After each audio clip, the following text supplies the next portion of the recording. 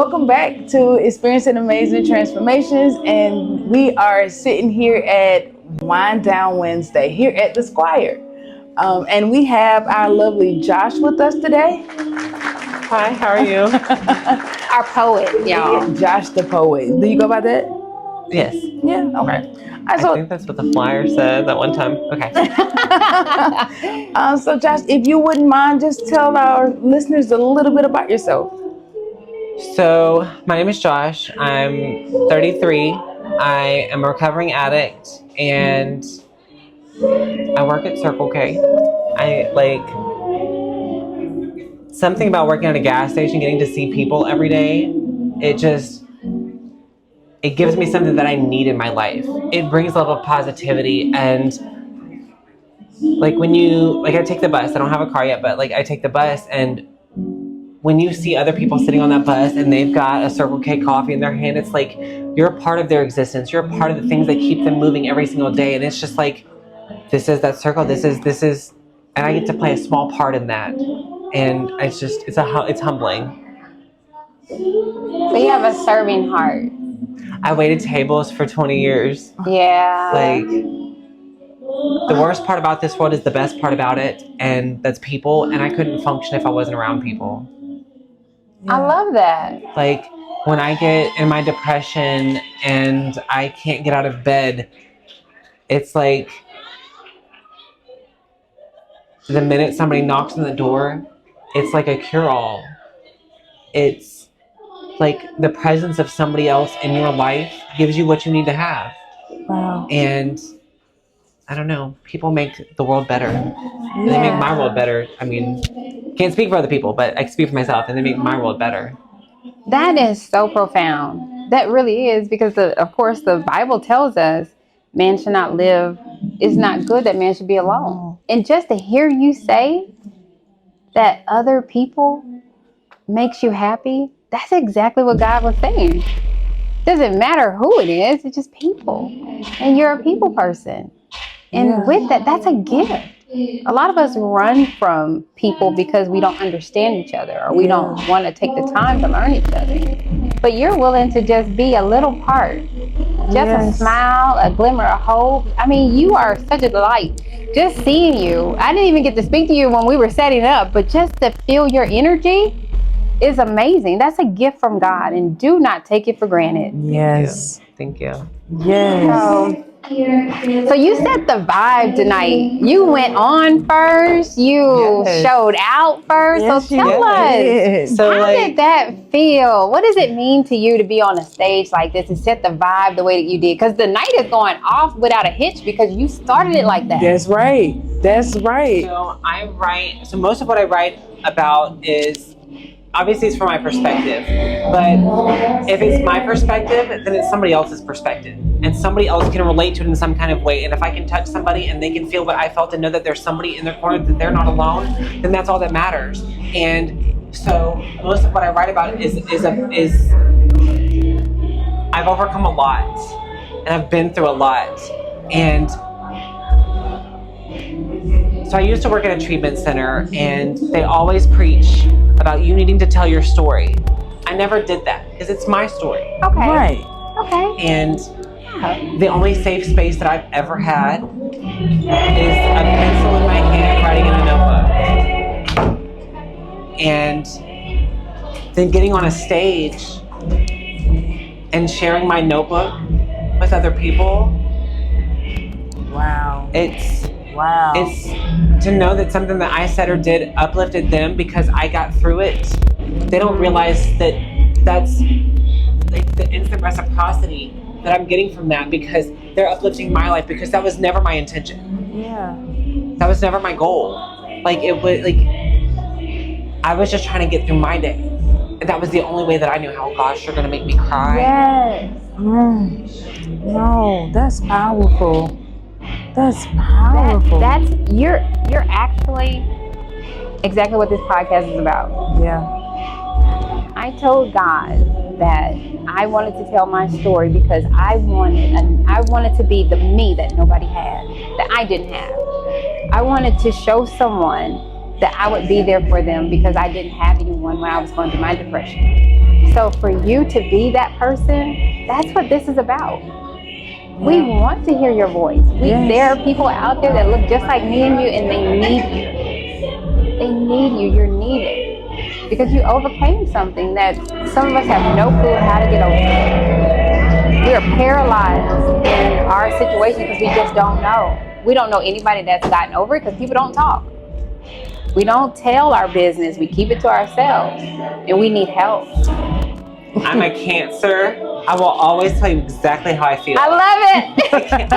I can't not. So then that becomes a thing that's problematic in my life, because like people don't want to speak up, but they don't want you to speak up either. Wow. And I'm not gonna not speak. Like I'm not gonna. No. Yeah.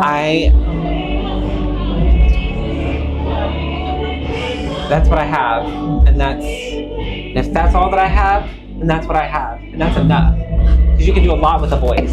So about being here tonight, what do you want people to know about you before you read your poem? Like, what do you want people to get from you?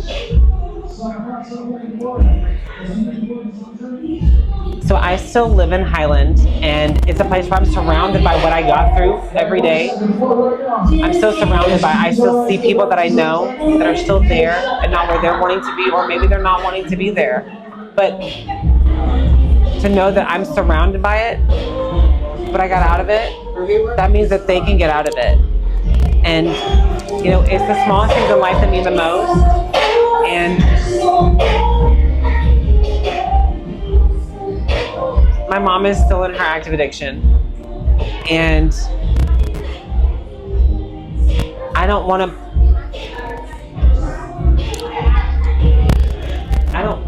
my hurt or what I'm going through or my struggle to be forced onto somebody else in that capacity.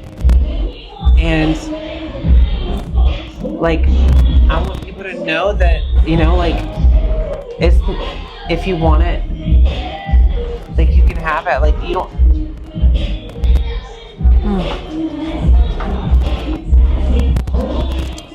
Somebody posted this morning on Facebook that only 2% of people recover from meth.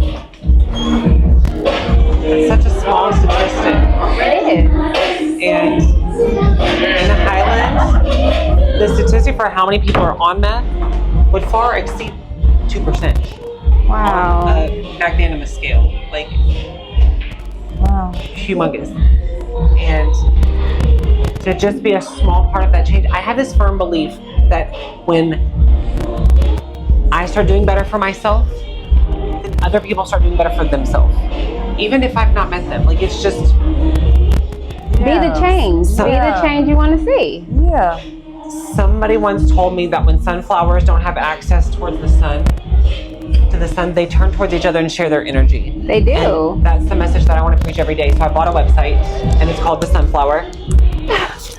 And it's going to be a newspaper of kindness, because it takes zero effort to perform an act of kindness. And that's that positive energy. That's me sharing my energy. Even when I feel like I don't have any. That's me giving my voice. That's put me in a box, lock me away. Bitch, you're still gonna hear me. Like, I mean, that's what I've got. So while we have you, let us hear you.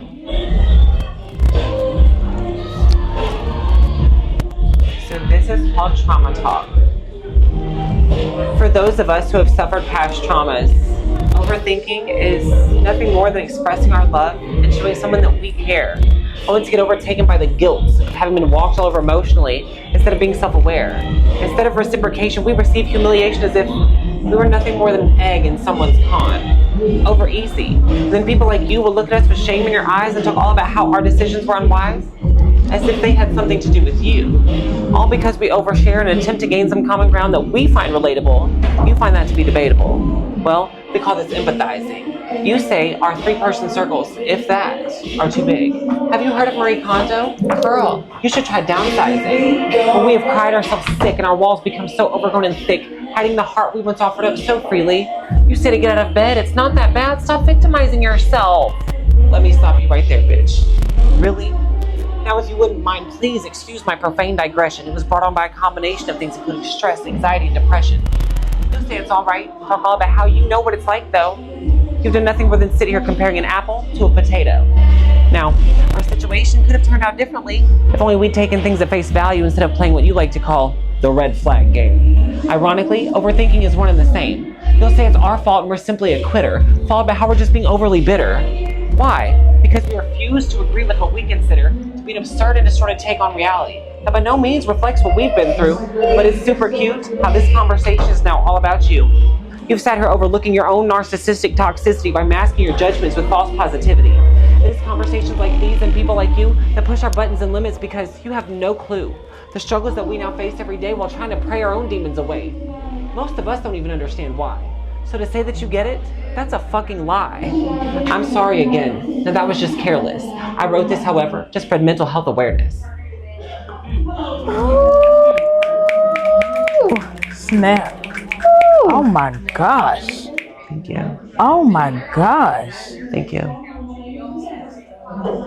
Josh, that's something you gotta, that's heavy. You Josh. just gotta sit in that. Yeah. I did. Yeah. I lived. Oh my God. Yeah. You gotta sit in there. You can't just get at the people. Go. Yeah.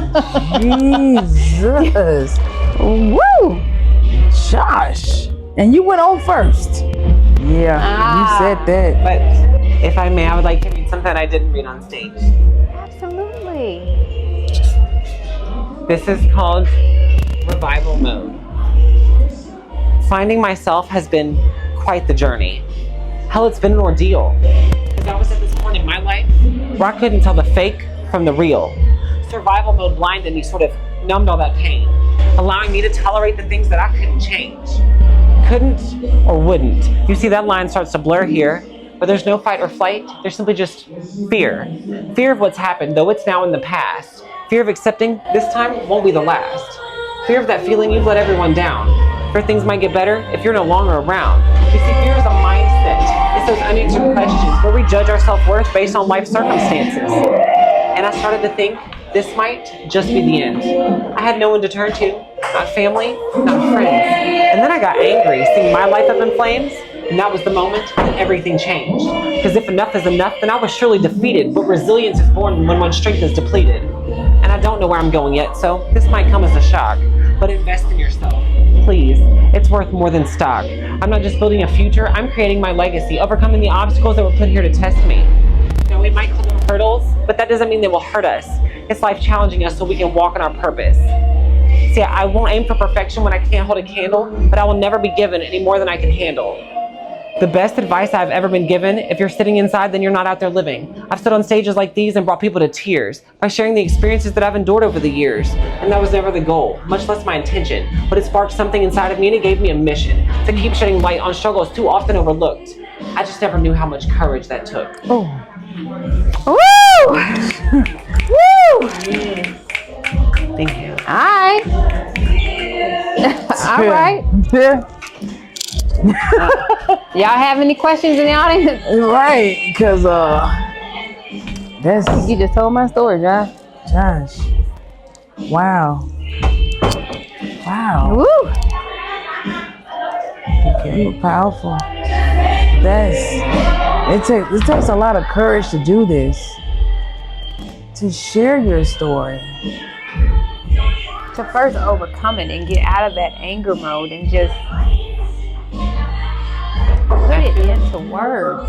I feel like if I had never gotten on a stage, I wouldn't have gotten out of it. Like, it's one thing to put your thoughts on a piece of paper and it'd be your safe space. But you saying that you want to change the world isn't changing the world if you're keeping the world to yourself.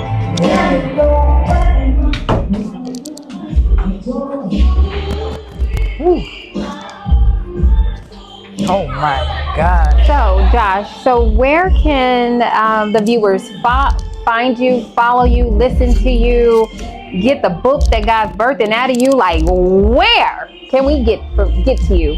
So you can follow me on my social media at XOCoverGuyXO. Facebook, my TikTok. TikTok is X0 cover guy X0. Everything about their awkward and amazing let me have my O's. Instagram, Snapchat, it's all the things. Okay. Well, thank you so much for coming on. Thank you for being here. Thank you for sharing. Yes. And I hope to see you again. Thank you guys like that. That'd be cool. Yeah. Yeah.